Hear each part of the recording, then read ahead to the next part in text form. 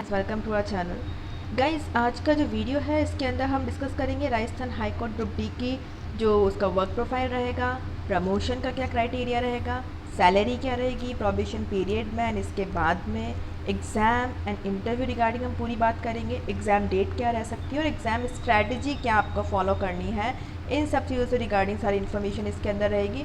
So guys, in case अगर channel पे new है तो प्लीज़ चैनल को सब्सक्राइब कीजिए, बेल आइकन को प्रेस कीजिए ताकि जो भी अपडेट्स हैं आपको टाइमली मिलती रहे। हमें टाइम वेस्ट नहीं करके हम आगे चलते हैं। सो गाइज, सबसे पहले वर्क प्रोफाइल की अगर हम बात करते हैं तो ग्रुप डी जो है इसके अंदर जो वर्क प्रोफाइल आपका रहने वाला है वो एज अ हेल्पर आपको करना होगा, क्योंकि ग्रुप डी है यानी कि ग्रेड 4 है।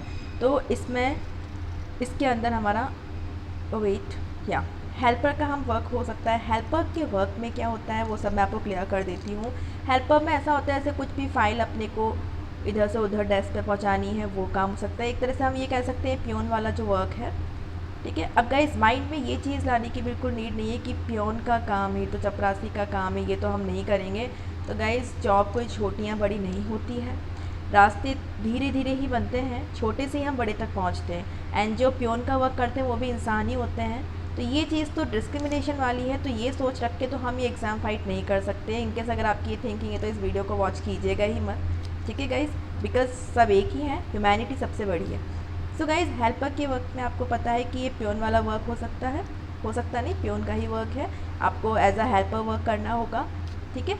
जैसे कि आप फाइल्स वगैरह को ट्रांसमिट इधर उधर पहुंचाना एंड आप पानी वगैरह की सर्विस करना, मतलब ये पहुंचाना, तो इस तरह का काम हो सकता है। थोड़ा सा डस्टिंग वगैरह का आप रीअरेंज करना, सब चीज़ें अरेंज, जो प्रॉपर सफाई वगैरह का काम हो सकता है वो भी इसके अंदर होता है हेल्पर के अंदर। ओके गाइस, अब इसमें प्रमोशन जो है वही है कि वो 5 ईयर्स एंड जो भी है, बट इसके अंदर ये है गाइस कि प्रमोशन होते होते अगर आप रिटायरमेंट तक पहुंच रहे हैं इसी जॉब पे तो आपकी सैलरी 60,000 तक पहुंच जाती है।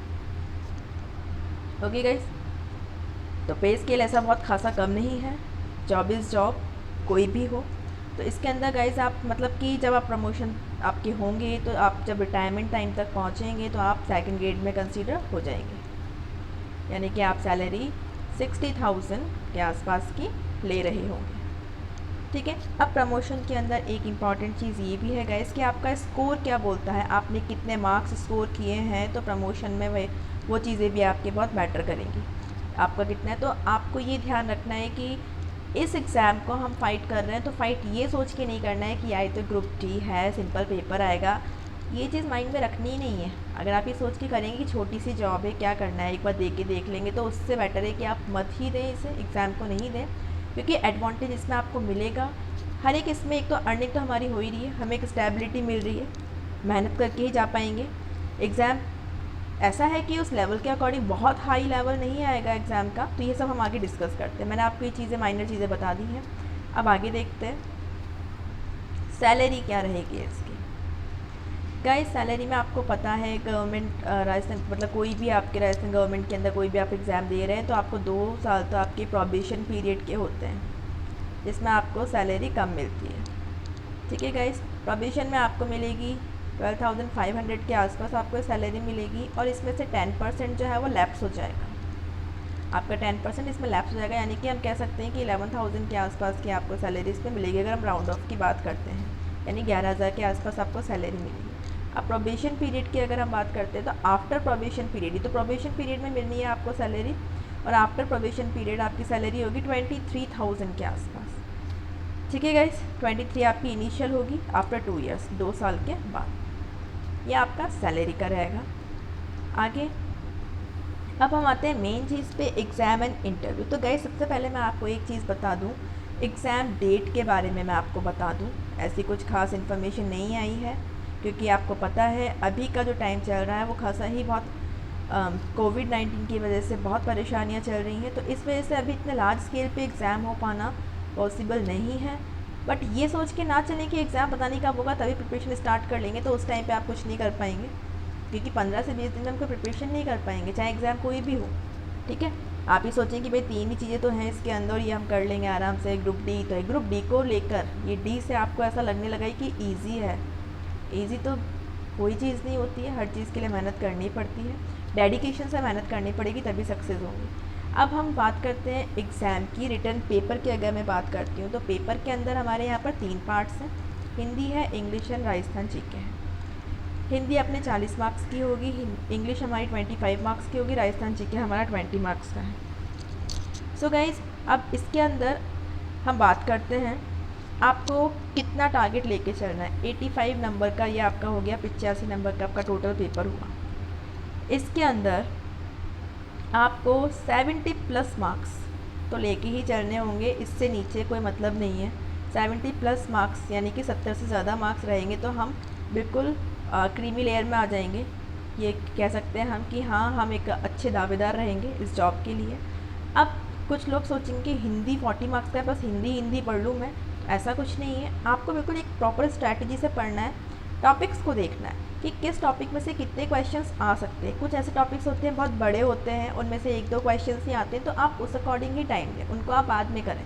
पहले आप उन टॉपिक्स को करें, ऐसे कि आपका समास है, बहुत बड़ा टॉपिक नहीं है अपने आप में, एक छोटा टॉपिक है, ठीक है। आप इसके एग्जाम्पल्स को भी अच्छे से कर सकते हो, पहले आप उस टॉपिक को करें। एक चीज़ और इम्पॉर्टेंट है, कोई भी टॉपिक करें उसे पूरा करें।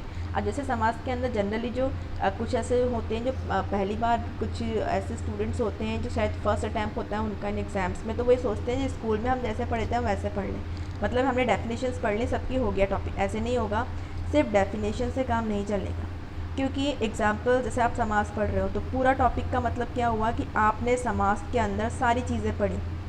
समास कितने टाइप का समास होते हैं, उनके सारे के एग्जाम्पल, सारे ही उदाहरण आपको पढ़ने हैं, तब जाके ही कह सकते हैं हम कि हमारा टॉपिक पूरा हुआ है। गाइस, ये कोई मजाक वाली बात नहीं है, आप लोग शायद इस बात को हल्के में ले रहे हो, बट जो पर्सन जिसने भी कोई एग्ज़ाम क्रैक किया है एक डेडिकेशन के साथ में, तो उसका ओपिनियन अगर आप लेंगे तो आपसे यही कहेगा। अब जैसे हम इंग्लिश की बात करते हैं, इंग्लिश के अंदर आपको सबसे इम्पॉर्टेंट चीज़ तो ये है कि टेंस आप किसी भी एग्ज़ाम में अगर इंग्लिश आ रही है, टेंस का सबसे ज़्यादा बड़ा रोल है। टेंस के अंदर सारी ऑलमोस्ट इंग्लिश आ जाती है, बाकी आपके जो इसके अंदर टॉपिक्स है वो छोटे हैं, जैसे कि आपके एंटोनिम, सिनोनिम्स है, वन वर्ड सब्स्टिट्यूशन है, मतलब वाक्यांश के लिए एक शब्द। तो ऐसे कि वन वर्ड सब्स्टिट्यूशन वगैरह जो है, इनके लिए आपको बहुत टाइम नहीं, पहले आप टेंस को कवर करो। टेंस हो गया, आपके उसमें कुछ और चीज़ें भी हैं, आपके टेंसेज हैं, इसके अंदर ओमिशन है, मतलब कि जो एरर करेक्शन होता है, ये सब चीज़ें हैं, उसमें एडजेक्टिव्स भी हैं, तो वो सारी चीज़ें आपको पहले करनी है। उस तरह के टॉपिक्स पहले करें, और जो टॉपिक जिनके अंदर कि फिर 2-2 हज़ार आपके विलोम वगैरह, अपोजिट्स वगैरह, एंटोनिम्स सिनोनिम्स होते हैं, तो पहले उन चीज़ों को, कि भाई 2000 में से आएंगी तो 2 या 3, उन 2 या 3 के लिए हम ऐसा टॉपिक पहले करें ना जो ज़्यादा इंपॉर्टेंट है हमारे लिए। तो ये आपको अपना दिमाग लगाना है, और किसी भी तरह का आपको अगर डाउट हो तो आप प्लीज़ कमेंट कीजिए, हैंड टू हैंड हम आपको रिवर्ट करेंगे एनी टाइम। ओके, अब राजस्थान जीके की बात करते हैं, सिर्फ 20 मार्क्स का है, तो आपको सबको इक्वल टाइम लेके और पहले टॉपिक्स आप डिसाइड करें कि भाई मुझे पहले कौन कौन से टॉपिक्स लेने हैं। जो टॉपिक्स आपको लग रहे हैं कि भाई ये ज़्यादा इंपॉर्टेंट टॉपिक्स हैं, वो आपको पहले कवर करने हैं, ठीक है। जितना ज़्यादा जल्दी आपसे पॉसिबल है कि आप सिलेबस कर लें, उतना जल्दी कीजिए। आपको तो 85 मार्क्स के लिए पूरे के लिए फ़ाइट करना है, तब जाके हम 70 तक टच कर पाएंगे, ये इंपॉर्टेंट चीज़ है। एक चीज़ और है भाई कि अब इसके लिए स्टडी मटेरियल कहाँ से लाएं। तो जो मैंने जो एग्ज़ाम्स फ़ाइट किए हैं उसके पॉइंट ऑफ व्यू से अगर मैं आपको बताऊं, तो डेडिकेशन से अगर हम किसी भी बुक से पढ़ते हैं, अगर मटेरियल अच्छा है तो हम डेफिनेटली क्रैक करते हैं। मैंने तो सिर्फ एक गाइड को पढ़कर हाईकोर्ट, राजस्थान हाईकोर्ट LDC का जो एग्ज़ाम था उसमें अच्छे मार्क्स लिए थे हिंदी और इंग्लिश में। LDC के एग्ज़ाम की मैं आपको बात बता रही हूँ। तो एक गाइड को पढ़कर, उस गाइड में से मुझे नहीं लगता कि मेरा कोई नुकसान हुआ था, काफ़ी अच्छा स्कोर रहा था मेरा उसके अंदर। तो वही मैं कहना चाह रही हूँ कि आप एक पर्टिकुलर, आप इधर उधर पूछते हैं कौन सी बुक पढ़ूँ, कोई आपको बोलेगा आप राघव प्रकाश पढ़िए है, कुछ जो मेरा जो पर्सनल एक्सपीरियंस रहा है कि वो बुक, उसके अंदर इतने एग्जाम्पल्स थे, वो एक गाइड थी जनरली, शायद वो लक्ष्य की गाइड थी, तो इतने सारे एग्जाम्पल्स थे उसके अंदर कि उनके बाहर से मुझे नहीं लगता कुछ भी आया था। तो वो चीज़ आप पे डिपेंड करती है, जो मटेरियल आप लें ये अश्योर कर लें कि भाई इसके अंदर सारा जो चीज़ें हैं वो सही है, मटेरियल अच्छा है। इस तरह की आप बुक कोई भी प्रीफर कीजिए। इसके अलावा जैसे आपके इंग्लिश के अंदर टेंस है, टेंस हमें जनरली बुक से कम समझ में आते हैं, समाज यही चीज़ें हैं कि हमें समझा दे कोई संधि वगैरह, तो इस तरह के वीडियोस आपको हमारे चैनल पर मिल जाएंगे। आप मरुधरा RS अकेडमी की प्लेलिस्ट में जाके देख सकते हैं, या फिर आप मरुधरा RS अकेडमी का टेलीग्राम जो है, आप टेलीग्राम को ज्वाइन कर सकते हैं। टेलीग्राम पे आपको जो भी इस तरह की इन्फॉर्मेशन चाहिए वो आपको हम प्रोवाइड करवा देंगे टेलीग्राम के मीडियम से। तो टेलीग्राम का जो लिंक होगा वो आपको नीचे मिल जाएगा गाइस। आप फेसबुक पे भी हमको ज्वाइन कर सकते हैं, मतलब किसी भी तरह से आपको हेल्प चाहिए, we are always ready to help you. ठीक है गाइस, तो इसको बिल्कुल जी जान लगा के पढ़ना है, एक छोटा एग्ज़ाम नहीं समझना है। अब मैं आपको एडवांटेज बताती हूँ एक, कि भाई अगर आप ग्रुप डी, अभी तो आप ग्रुप डी आपके दिमाग में चल रहा है, शायद कुछ लोगों को तो बताने में भी शर्म आती होगी कि हमने ग्रुप डी का फॉर्म भरा है। बहुत इस तरह के बहुत महानुभाव हैं हमारे इंडिया के अंदर, तो मतलब अपने आप ही कर देंगे यार ग्रुप डी अच्छी जॉब नहीं, लोअर समथिंग, जो भी इस थिंकिंग है, तो ये थिंकिंग बिल्कुल ही गलत है, बहुत ही गलत थिंकिंग है ये। इसके अलावा अगर आप ग्रुप डी में सेलेक्ट हो जाते हैं, मैं आपको एक पॉजिटिव चीज़ बताती हूँ, और आपको ये भी पता है कि हाई कोर्ट एलडीसी की जो वो हाई कोर्ट एलडीसी का जो अपना एग्ज़ाम होगा वो भी होने में है। अब ये नहीं पता कब होगा, बट जैसे ही सब कुछ ठीक होता है तो एलडीसी का एग्ज़ाम पहले ही होगा, क्योंकि राजस्थान हाई कोर्ट के बारे में एक चीज़ है कि जो डेट दे दी हाई कोर्ट ने वो दे दी, कमिटमेंट कर दिया तो कर दिया, यानी कि आगे पीछे होने का वो डिले करने का काम नहीं होता है। राजस्थान हाई कोर्ट के अंदर पहले भी जो एग्ज़ाम हुए थे उनमें टाइमली सब चीज़ें होती हैं। तो आपने अगर ग्रुप डी का एग्ज़ाम दिया है, क्योंकि इसकी तो डेट, इसका एग्ज़ाम सबसे पहले होगा, ये प्रायोरिटी है, ठीक है, आपने ये एग्ज़ाम दे दिया है, आप सेलेक्ट हो गए हैं, आप चल रहे हैं, अब इसी ड्यूरेशन में एलडीसी का एग्ज़ाम होता है, आप उसमें भी सेलेक्ट हो जाते हैं, तो आपका जो पे स्केल रहेगा वो कम नहीं रहेगा प्रोबेशन ड्यूरेशन में भी, ये आप किसी से भी पूछ सकते हैं। कहने का मतलब ये है कि आप 25,000 आपकी जो सैलरी होगी, मतलब अगर आप इसके थ्रू जाते हैं तो आपको सैलरी में एडवांटेज मिलेगा। ठीक है गाइस, ये मैं आपको चीज़ बताना चाहती थी। किसी को भी डाउट हो इस चीज़ से रिगार्डिंग तो आप कमेंट कर सकते हैं, एंड प्लीज़ टेलीग्राम ग्रुप को ज्वाइन कीजिए, ताकि कुछ भी आपको हेल्प चाहिए वो डेफिनेटली मिलेगी आपको। इंग्लिश से रिगार्डिंग वीडियोस आपके लिए डेफिनेटली हेल्पफुल रहेंगे, जो आपके इसमें आने वाले हैं, पैसिव वॉइस से आपके रिपोर्टेड स्पीच जो भी कुछ है वो चीज़ें सब आपको वीडियो मिल जाएंगे उसके अंदर। फिर भी कुछ डाउट है आप कमेंट कर सकते हैं। अब बात हम करते हैं इंटरव्यू की। अगर मैं इंटरव्यू की बात करूं तो 15 नंबर का इंटरव्यू होगा हमारा। अब इंटरव्यू में गाइज आप कोई भी इंटरव्यू लो, सबसे पहली चीज़ तो आप ये ध्यान रखो कि आप जिस जगह से बिलोंग करते हैं, आपकी लोकेलिटी क्या है। जैसे आप कोटा से कोई बिलोंग करता है, कोई जयपुर से करता है, तो कहीं ना कहीं हम किसी गाँव ढाणी से हम बिलोंग करते हैं, तो आपको उस मतलब डेप्थ तक जाके आपको पता होना चाहिए। क्योंकि ज़्यादातर जो 15 मार्क्स के क्वेश्चंस हैं इसमें ऐसा तो है नहीं भाई कि आपकी एबिलिटी मतलब आपको फिजिकली इस तरह का कोई एसआई वगैरह का तो इसके अंदर एग्ज़ाम है नहीं है, तो आपको इस तरह का कुछ भी, तो इसमें जनरली आपसे जो पूछा जाएगा, पूछा आपसे यही जाएगा, फिर एग्ज़ाम तो आप क्वालिफाई करके ही जाएंगे वहाँ पर अच्छे मार्क्स लेकर, तो आपसे जनरली एक तो आपकी पर्सनल आपकी एजुकेशन वगैरह से रिगार्डिंग पूछा जा सकता है क्वेश्चन, कि भाई आपने इसको क्यों चूज़ किया, आपकी तो क्वालिफिकेशन अच्छी है। क्योंकि देखिए अनएम्प्लॉयमेंट इतना है कि पता नहीं कौन कौन सी डिग्रीज़ होंगी, बट उसके बाद भी हमने ये फॉर्म्स भरे हैं, तो इसमें कोई बुरी चीज़ नहीं है। तो जनरली क्वेश्चन वो यहाँ से पुटअप कर सकते हैं, पूछ लेते हैं ना आपसे कि आप इस फील्ड में क्यों आ रहे हैं समथिंग, एक तो ये आपसे पूछा जा सकता है। इसके अलावा आपकी लोकेलिटी क्या है उससे रिगार्डिंग क्वेश्चन पूछने के चांसेस बहुत ज़्यादा है, कि आप कहाँ से बिलोंग करते हैं, आपको वहाँ के बारे में क्या नॉलेज है, तो इन चीज़ों से रिगार्डिंग भी आपसे क्वेश्चंस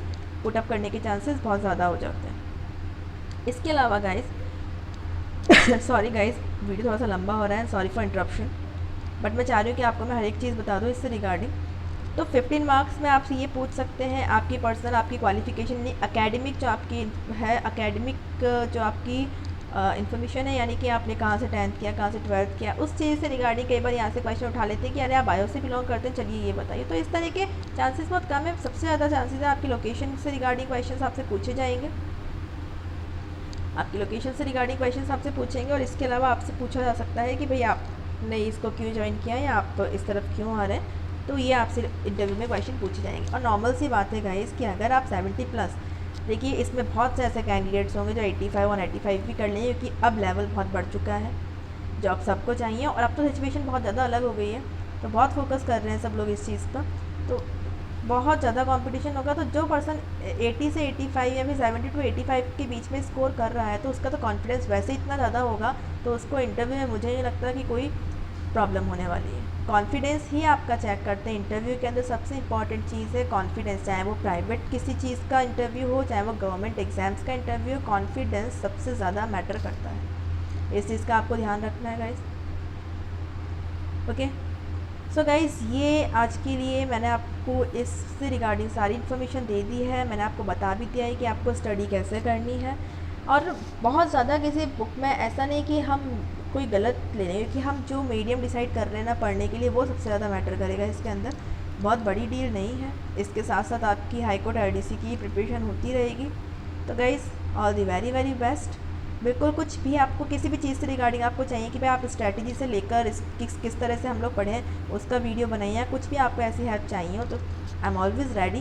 तो आप प्लीज़ कमेंट कीजिएगा गाइस।